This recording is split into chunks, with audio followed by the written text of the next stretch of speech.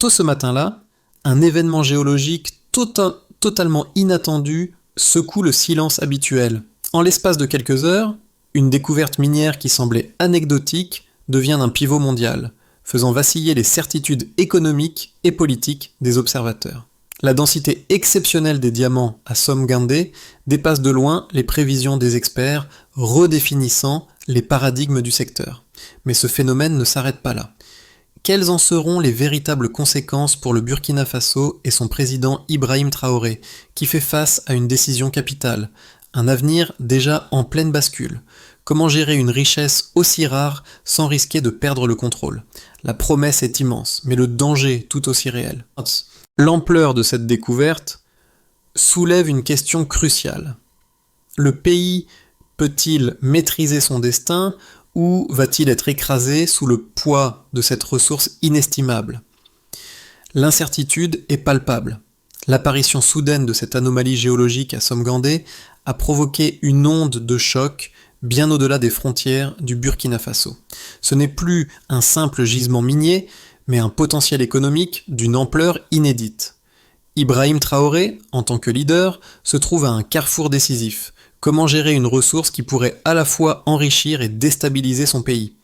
La promesse d'une nouvelle ère de prospérité pour le Burkina Faso est indéniable, mais elle porte aussi un lourd fardeau. La question fondamentale reste: cette richesse pourra-t-elle être un moteur de stabilité, ou bien deviendra-t-elle une malédiction, exacerbant les divisions internes et attirant des intérêts extérieurs? Si le pays parvient à maîtriser la situation, il pourrait se hisser parmi les grandes puissances minières mondiales. Cependant, en l'absence d'une stratégie claire, le risque d'une gestion chaotique pourrait plonger la nation dans l'instabilité, à la manière de nombreux autres pays riches en ressources. Le défi est de taille. Il faut agir avec prudence, tout en ne perdant pas de vue l'objectif de transformation économique durable. L'avenir du Burkina Faso repose sur la capacité du gouvernement à équilibrer ces enjeux complexes.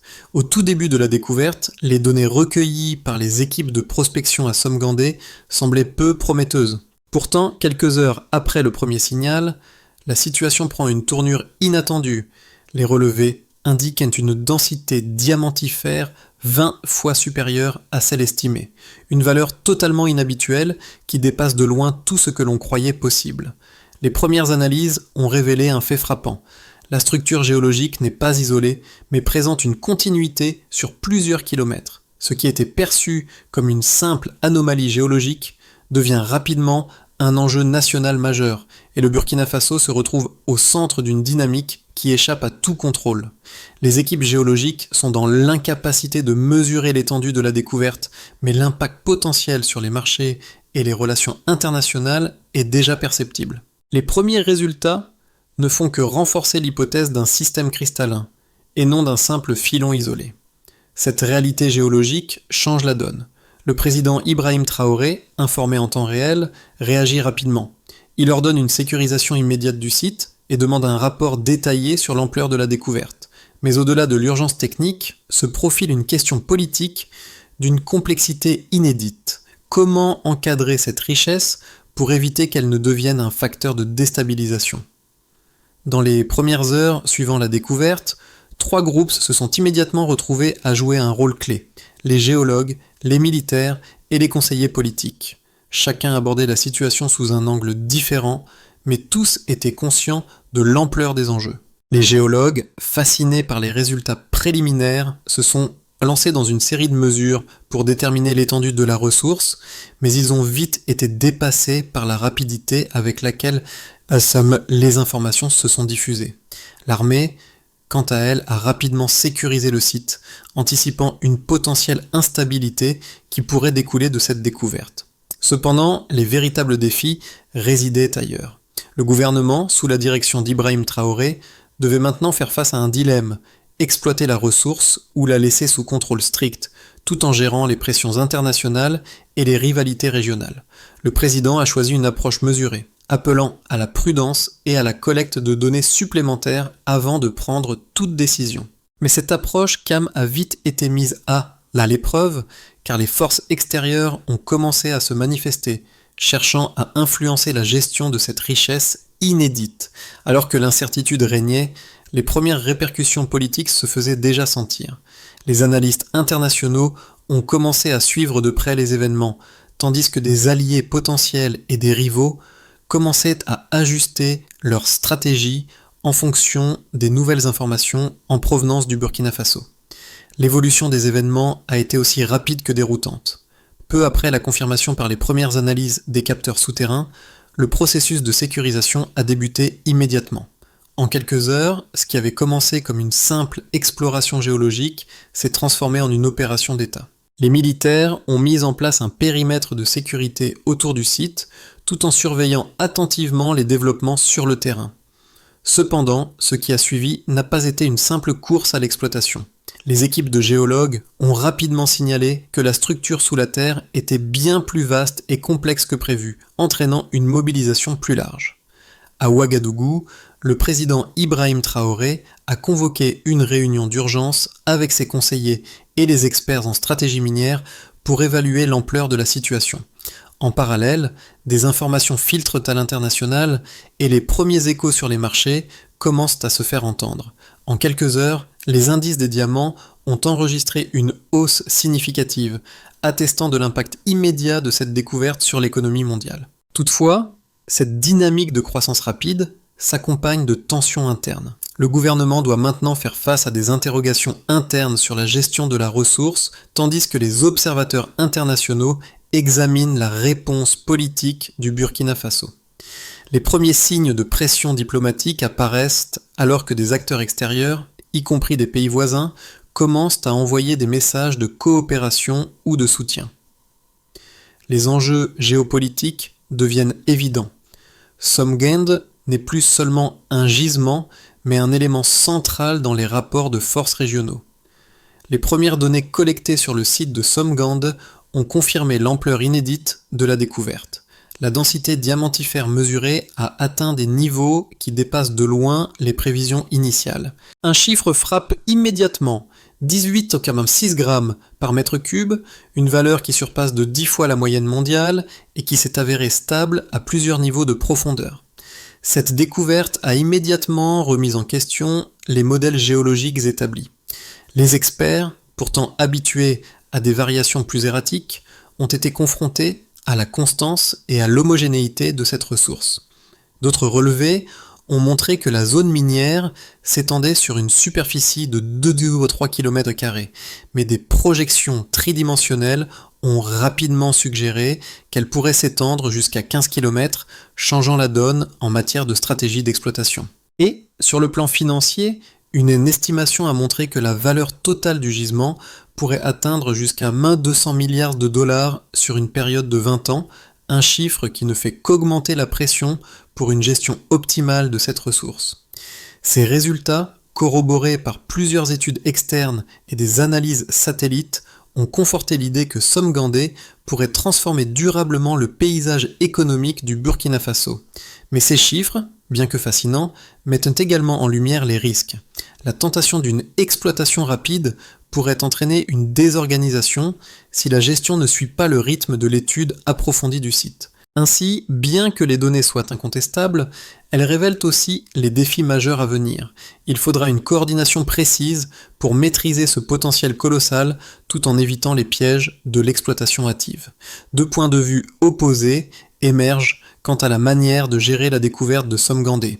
Pour certains, il serait essentiel d'exploiter rapidement la ressource afin que le Burkina Faso ne laisse pas passer une telle opportunité.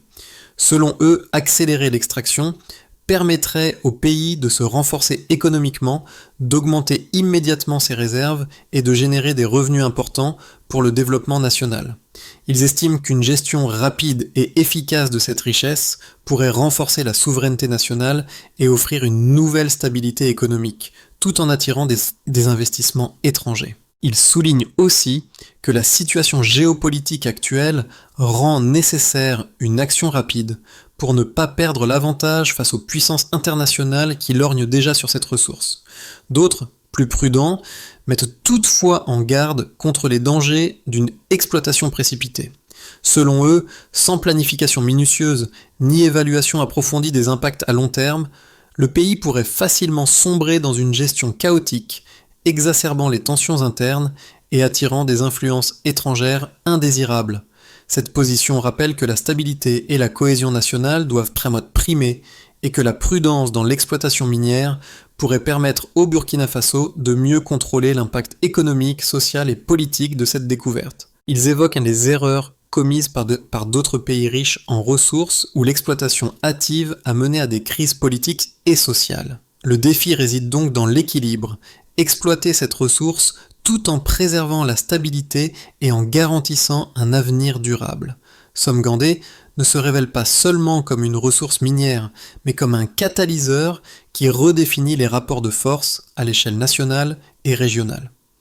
Ce n'est plus uniquement une question d'exploitation minière, mais de souveraineté, de gouvernance et de gestion des pressions extérieures. Le Burkina Faso, autrefois considéré comme un acteur marginal dans les affaires géopolitiques, se retrouve désormais sous les projecteurs. Les premières analyses de la découverte ont entraîné une cascade de réactions, à la fois internes et internationales. À Ouagadougou, les débats se concentrent sur la meilleure façon d'exploiter cette richesse sans compromettre l'unité nationale. Mais à l'échelle internationale, les grandes puissances commencent à ajuster leur position. Washington et Pékin, d'une part, renforcent leurs intérêts économiques, tandis que l'Europe, de l'autre, s'intéresse de plus en plus aux conditions environnementales et à la gestion des ressources. Au fur et à mesure que l'information se répand, l'effet domino s'intensifie. Cette découverte ne s'arrête pas aux frontières du Burkina Faso. Elle redéfinit les équilibres économiques et politiques du Sahel. Pourtant, au-delà des enjeux externes, la question la plus pressante reste celle du contrôle interne. Comment le Burkina Faso, sous la direction d'Ibrahim Traoré, saura-t-il maîtriser les forces qui se libèrent à travers cette découverte monumentale ? Les répercussions de la découverte de Somgandé sont déjà palpables sur plusieurs niveaux. À l'échelle nationale, la première conséquence immédiate est la montée en puissance des tensions politiques internes. Alors que les partisans d'une exploitation rapide de la ressource appellent à une accélération de l'exploitation, d'autres insistent sur la nécessité d'une gestion réfléchie pour préserver la stabilité du pays. Ces tensions se reflètent dans la société, où des débats émergent sur l'utilisation des bénéfices miniers, la protection des communautés locales et les risques liés à l'exploitation de cette richesse colossale. Sur le plan économique, la hausse brutale de la valeur des diamants a non seulement transformé les perspectives de croissance, mais a également attiré l'attention des marchés internationaux. Les actions des entreprises minières ont enregistré une hausse significative et les investisseurs étrangers s'intéressent et désormais de près au Burkina Faso comme une nouvelle opportunité d'investissement. Cependant, cette prospérité apparente cache des risques. Les grandes puissances, y compris les pays voisins, commencent à chercher à s'implanter pour profiter de cette richesse. Les tensions régionales montent, chaque acteur cherchant à imposer ses propres conditions d'accès et de contrôle. Sur le terrain, la situation devient également de plus en plus complexe. Les communautés locales, qui avaient jusqu'alors été en marge de l'économie, se retrouvent au centre des préoccupations, avec des préoccupations croissantes concernant les retombées sociales et environnementales de l'exploitation. Enfin, l'impact diplomatique est de plus en plus évident. Des discussions s'engagent à l'échelle régionale pour tenter de coordonner les efforts autour de cette découverte, mais chaque pays cherche à en tirer profit, rendant plus difficile la gestion collective du gisement. Le Burkina Faso, sous la direction d'Ibrahim Traoré, devra trouver un moyen de naviguer dans cet environnement complexe et de transformer cette découverte en un levier de développement durable, tout en préservant la souveraineté nationale face aux pressions internes et externes. À mesure que la situation évolue, 3 scénarios plausibles émergent pour les 6 à 12 prochains mois. Dans une trajectoire plutôt prudente, le Burkina Faso adopte une approche mesurée. Le gouvernement met en place des protocoles rigoureux pour contrôler l'exploitation en s'assurant que l'extraction soit réalisée de manière durable. Ce modèle repose sur un renforcement progressif des capacités internes en formant des experts locaux et en développant des infrastructures pour gérer la richesse du gisement de manière autonome. Le pays s'efforce d'établir des partenariats avec des acteurs étrangers sous des conditions strictes, garantissant la transparence et une partie des bénéfices pour la nation.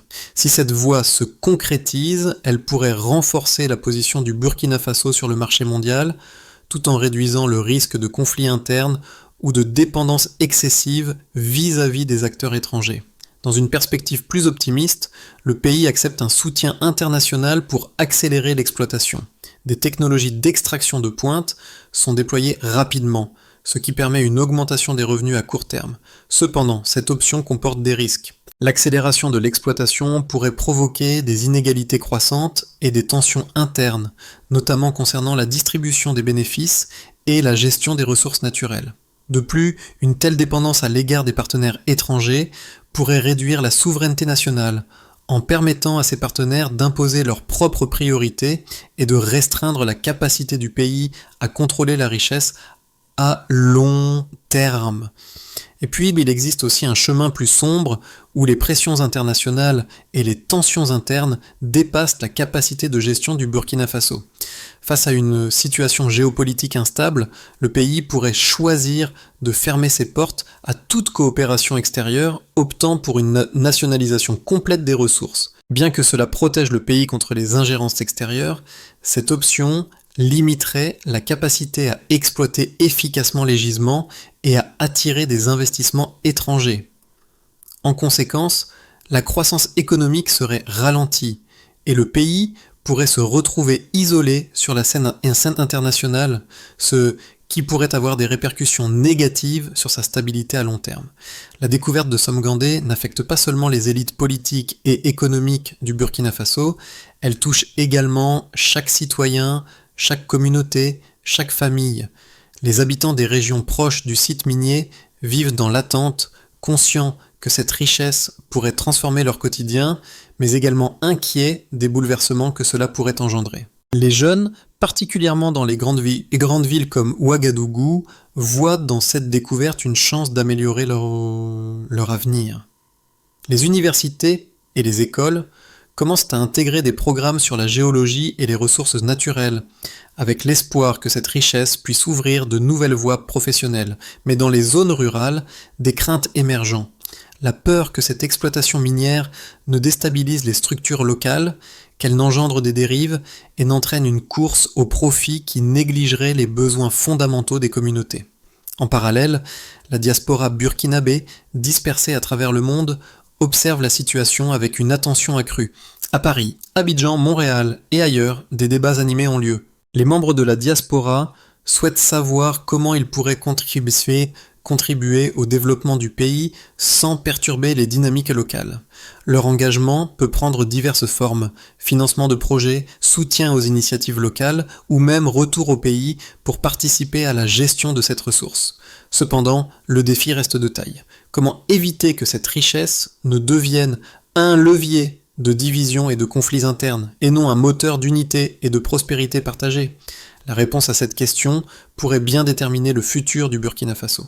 Pour naviguer dans la complexité de la situation créée par la découverte de Somgandé, le Burkina Faso doit adopter une stratégie claire et structurée.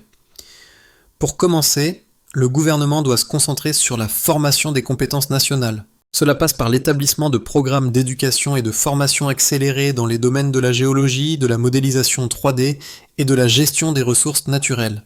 La montée en compétences locales permettra au pays de mieux maîtriser les technologies et d'éviter une dépendance excessive aux experts étrangers.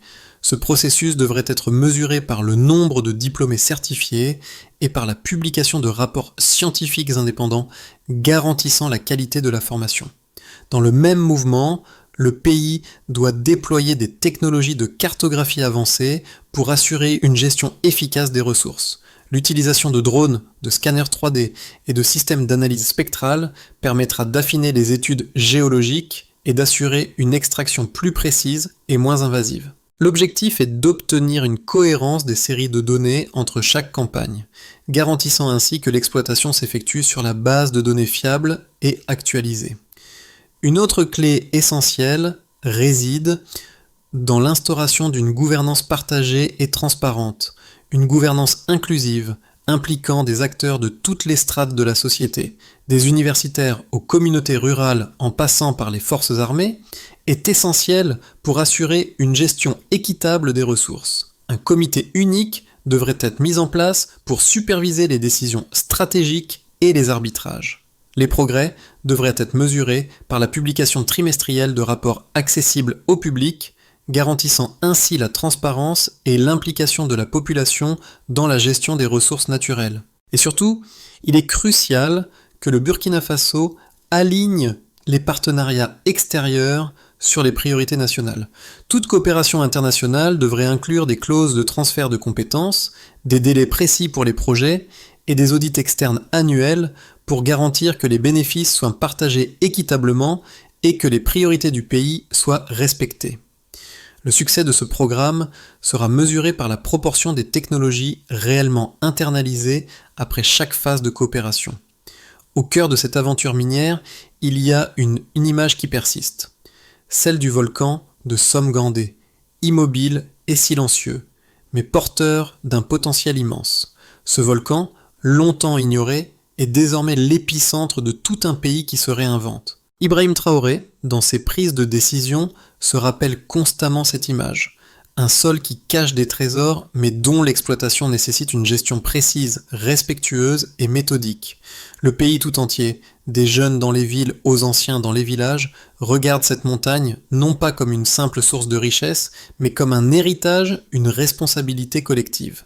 Tout comme les géologues qui, armés de leurs instruments, explorent les profondeurs de la Terre pour en extraire la vérité, le Burkina Faso doit explorer les profondeurs de ses choix pour en tirer les meilleures décisions.